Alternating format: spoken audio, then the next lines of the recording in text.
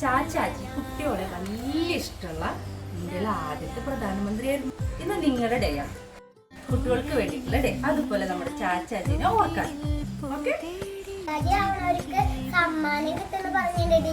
അതെയോ? എന്റെ മക്കളെ എന്നെ ഫസ്റ്റ് എടുക്കും.